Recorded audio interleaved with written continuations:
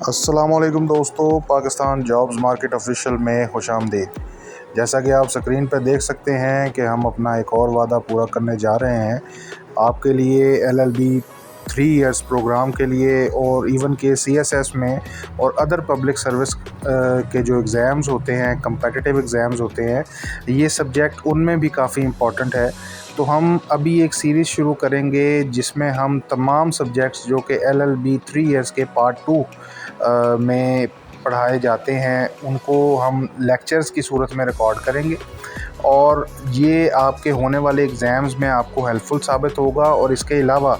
जो LLB 3 years part 2 में subjects हैं वो कम्पिटिटिव एग्ज़ाम्स में भी आते हैं और काफ़ी इम्पोर्टेंट होते हैं, तो वो स्टूडेंट्स भी इससे फ़ायदा उठा सकते हैं। तो लिहाजा ये हमारा पार्ट 1 है कॉन्स्टिट्यूशनल लॉ का, और इसके टोटल 5 पार्ट्स होंगे जिसमें हम इस सब्जेक्ट को कंप्लीट करेंगे। कॉन्स्टिट्यूशनल लॉ वैसे तो अपने आप में एक बहुत बड़ा सब्जेक्ट है, लेकिन हम इसको सिर्फ उस हद तक टच करेंगे कि आप एग्ज़ाम्स में अच्छा स्कोर कर लें, और हम इसको ब्रीफली आपको बताएंगे सारी चीज़ें ताकि आपकी एक अंडरस्टैंडिंग डेवलप हो और आप इस सब्जेक्ट को बेहतर अंडरस्टैंड कर सकें। अगर बेहतर अंडरस्टैंड कर लेंगे तो फिर इसको बेहतर तरीके से लिख भी लेंगे और आपके एग्ज़ाम्स में आपके अच्छे स्कोर होंगे। तो वीडियो शुरू करते हैं इसकी इंट्रोडक्शन से। जी तो स्टूडेंट्स, हम कॉन्स्टिट्यूशन ऑफ पाकिस्तान को पढ़ेंगे। उसको पढ़ने से पहले जान लेते हैं कि कॉन्स्टिट्यूशन क्या होता है और इसका क्या मतलब है। तो स्टूडेंट्स, जैसा कि आप स्क्रीन पे देख सकते हैं कि अगर हम इसके लफ्ज़ी मतलब की तरफ जाएं या लिटरल मीनिंग की तरफ जाएं तो इंग्लिश में आता है the composition of something. Urdu में अगर हम इसको देखें तो किसी चीज़ की बुनियादी तरकीब, यानी कि हम इसको इस तरह बेहतर समझ सकते हैं कि अगर हमने घर बनाना है तो सबसे पहले हम उसकी बुनियादें बनाएंगे जिसके ऊपर वो घर खड़ा होगा। बुनियादों से ही हमें पता चल जाएगा कि कहाँ पे घर का गैराज होगा, कहाँ पे किचन होगा, कहाँ पे वॉशरूम होगा, क्योंकि वहाँ पर हम उसकी जो ज़रूरियात हैं उसके मुताबिक जगह रखेंगे, और बुनियादों से ही हमें सारी चीज़ का अंदाज़ा हो जाएगा। और बुनियाद को अगर हम एक तरीके से रखें और घर को ऊपर से अगर हम चेंज करने की कोशिश करें तो हम नहीं कर सकेंगे, क्योंकि बुनियाद ही हमारे घर की जो उसके बनने के बाद की शक्ल है उसको डिसाइड करती है। तो कॉन्स्टिट्यूशन का दरअसल मतलब यही होता है, ये किसी भी मुल्क की बुनियाद होती है। इसका अगर हम लीगल मतलब देखें तो लीगल मतलब इसका कुछ इस तरह होता है, यानी कि कानून की ज़ुबान में इसको कुछ इस तरह देखा जाता है। तो स्टूडेंट्स, अगर हम इंग्लिश में इसका मीनिंग देखें जो कि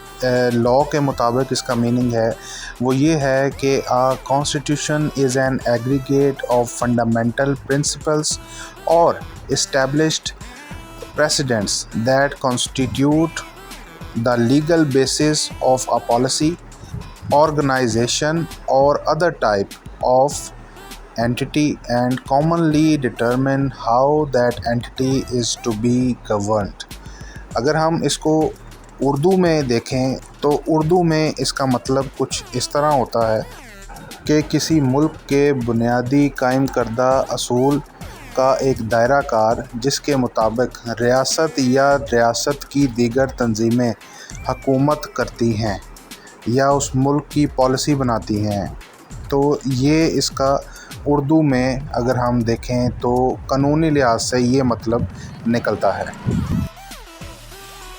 तो स्टूडेंट्स, हमें उम्मीद है कि हमारी अब तक की इस डिस्कशन से आपका कॉन्स्टिट्यूशन के हवाले से कॉन्सेप्ट क्लियर हो गया होगा, और आपको ज़रूर इस बात का अंदाज़ा हो गया होगा कि आइन किसी मुल्क का कॉन्स्टिट्यूशन कितना इम्पोर्टेंट होता है उस मुल्क के लिए। तो अगर हम पाकिस्तान की बात करें तो हमारे मुल्क में इस वक्त कॉन्स्टिट्यूशन ऑफ पाकिस्तान 1973 में जो बनाया गया था वो नाफिजुल अमल है।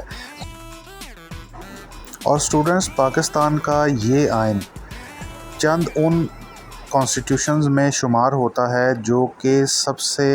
लंबे लिखे हुए कॉन्स्टिट्यूशंस हैं। یعنی کہ دنیا کا سب سے لینتھی کانسٹیٹیوشن تو انڈیا کا ہے، لیکن پاکستان کا کانسٹیٹیوشن بھی کافی لینتھی ہے، اور دنیا کے سب سے لینتھی کانسٹیٹیوشنز میں پاکستان کا کانسٹیٹیوشن بھی شامل ہوتا ہے۔ تو اسی طرح اگر بات کریں تو ہمارے کانسٹیٹیوشن میں ایک پریامبل ہے، 280 آرٹیکلز ہیں، اور جن آرٹیکلز کو 12 چیپٹرز اور 6 شیڈیولز میں بانٹا گیا ہے۔ اب آرٹیکل کیا ہوتا ہے، پریامبل کیا ہوتا ہے، چیپٹر اور شیڈیول کے حوالے سے ہم اپنے آنے والے لیکچرز میں ڈیٹیل سے بات کریں گے۔ اس وقت میں ان چیزوں کی ڈیٹیل میں نہیں جا رہا۔ تو اسٹوڈنٹس، اب بات کرتے ہیں اس کانسٹیٹیوشن کے سیلینٹ فیچرز کے بارے میں۔ تو اگر ہم بات کریں تو سب سے پہلے ہمارے پاس اس کا فیچر آتا ہے کہ یہ ایک ریٹن کانسٹیٹیوشن ہے۔ جیسا کہ میں پہلے ہی بتا چکا ہوں کہ یہ نہ صرف ریٹن ہے بلکہ دنیا کے چند بڑے لکھے ہوئے کانسٹیٹیوشن میں آتا ہے، جس میں سب سے بڑا کانسٹیٹیوشن جو لکھا ہوا ہے وہ انڈیا کا ہے، اور پاکستان کا نمبر بھی چند بڑے کانسٹیٹیوشنز میں آتا ہے۔ دوسرے نمبر پہ اسلامک آئیڈیالوجی۔ اسلامک آئیڈیالوجی میں آپ کو کانسٹیٹیوشن سے کچھ آرٹیکل سب سے پہلے دکھا دیتا ہوں اور پھر بات کرتے ہیں۔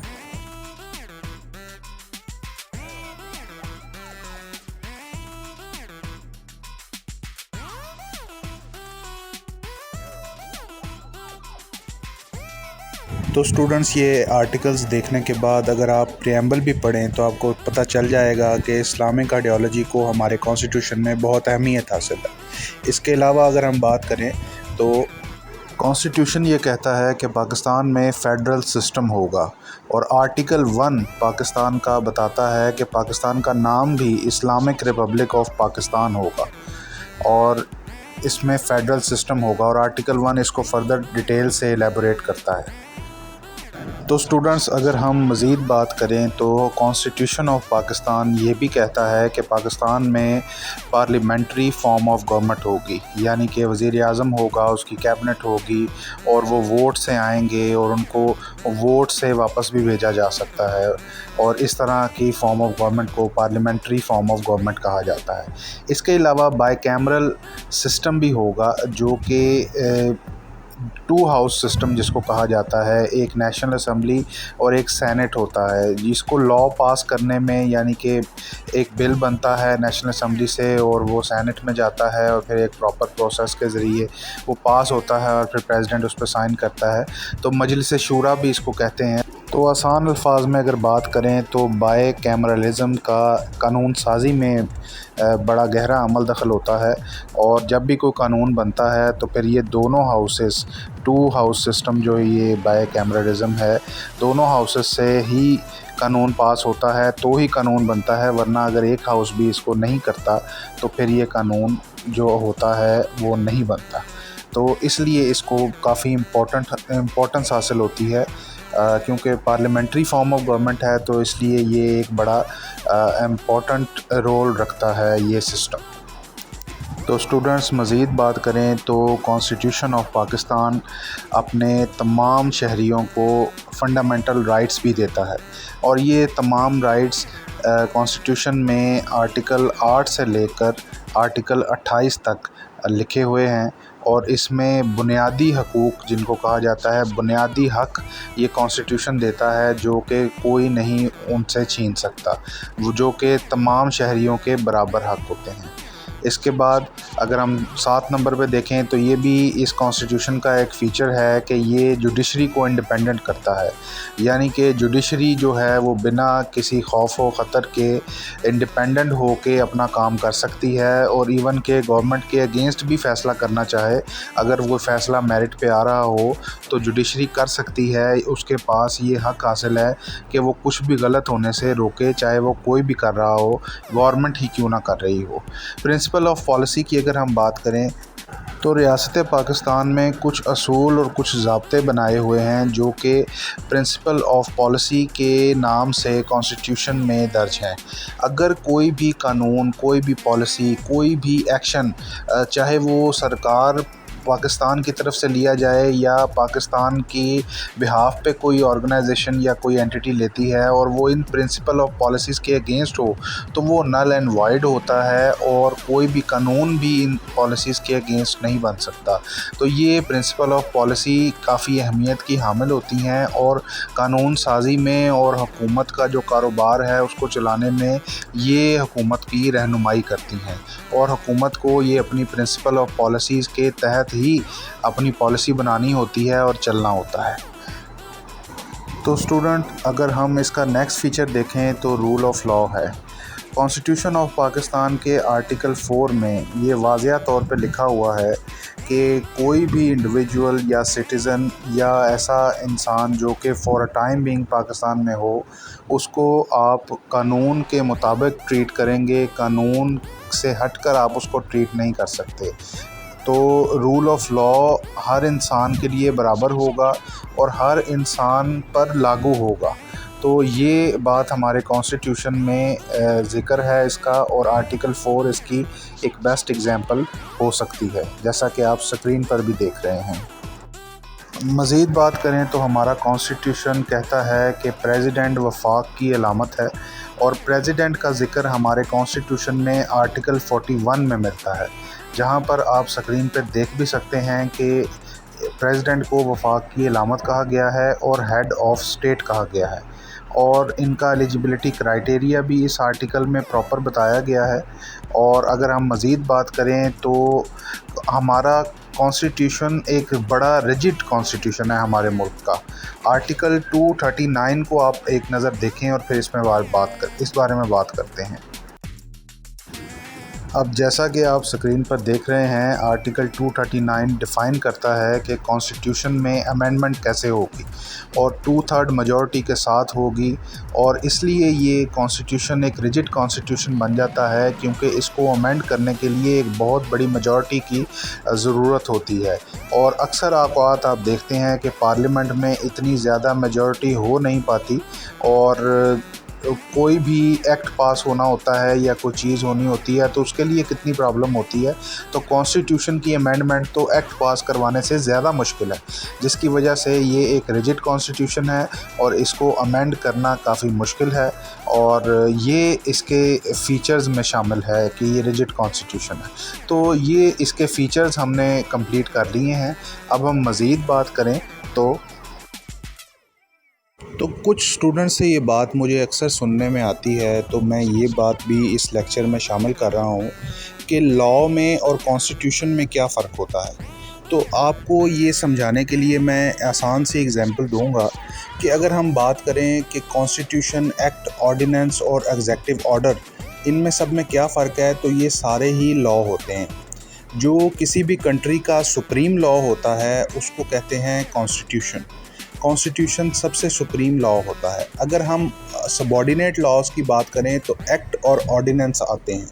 यानी कि एक्ट वो होता है जो कि पार्लियामेंट से पास होता है और लॉ बनता है और ऑर्डिनेंस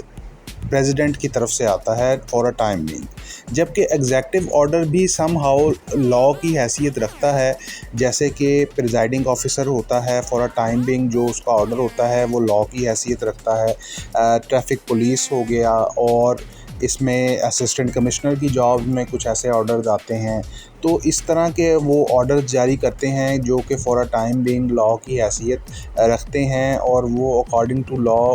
उस ऑर्डर को जारी करने के मजाज होते हैं और लोग उनको एज ए लॉ ही फॉलो करेंगे उनके ऑर्डर्स को।